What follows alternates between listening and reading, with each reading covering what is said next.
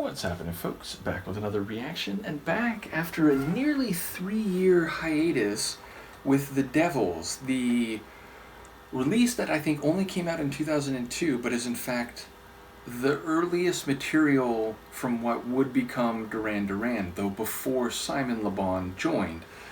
So yes, I received this material from both Seb and Eli. Shout out to both of you if you are both still around. I know Seb's still around, but Eli, if you're still here, big thank you to you as well. And yes, I went through the first 9 tracks of this album, and then, I began a bunch of other deep dives, and for whatever reason, it kind of fell off my radar. And then, along with TV Mania, which is another album I mean to get back to, again, thank you to Seb. But yes, this is Nick Rhodes and Stephen Tintin Duffy, am I remembering that correctly? Who was the vocalist before, again, Simon joined and they became Duran Duran. So yes, this album, when it was released years later, was called Dark Circles.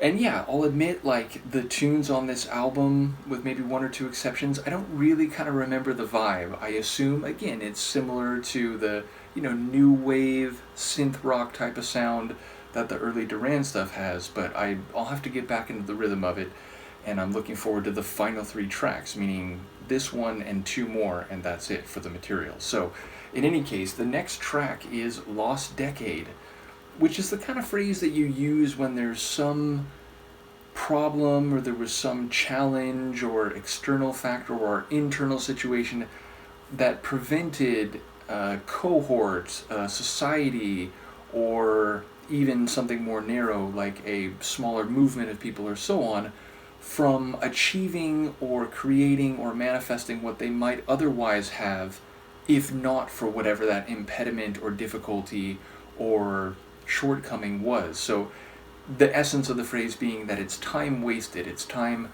not doing what could have been done. And so I guess there's a bit of retrospective value judgment being made where there's an indication, or at least a perspective, an opinion, that something has been wasted during a period of time. So the period of time feels specific enough that it's not likely to be figurative. If you say a decade, you tend to mean 10 years, more or less literally.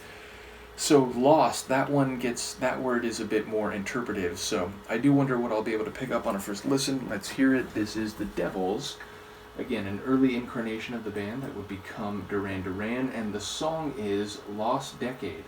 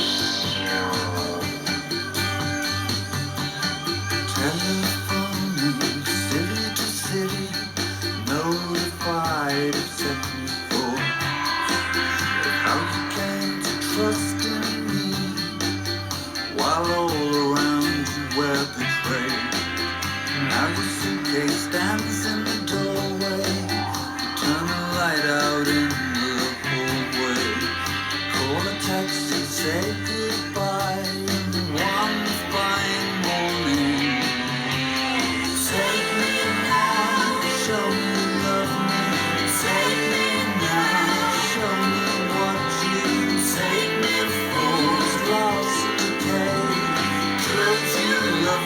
like you did before. Show me you love me, take me now. Show me what you take me for. Is lost decay. Could you love me like you did before? Could you love me?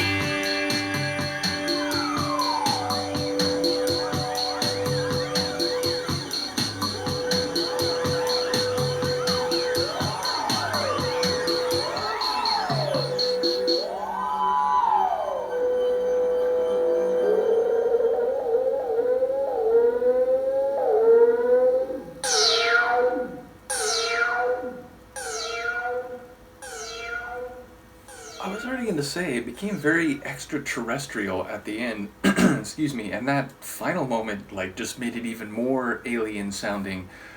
But yeah, okay, so, like, lyrically, I think it's between two people. I mean, obviously, like, you can be a personification of something that is not a human or not a person. It could also be, like, a general you, or it could be yourself, it could be society. Like, there are different ways you is used in creative endeavors in songwriting. But yeah, it did seem like it was about two people, and the idea that, like, maybe they could come back together after a lost decade, after they kind of lost touch and lost love for each other. And, like, I wondered, is he saying, like, should you love me, could you love me? Like, I feel like there were some different variants of that, or, you know, love me like you should, like you could. It feels like there were different questions being asked. But yeah, it sounds like, again, there was a separation and a sense of, like, wasted time, but now, like, maybe there's a possibility that it'll, like, come back and the connection will be restored. And I suppose there's a wondering over, you know, what that would mean, or whether that should be the case in a normative sense.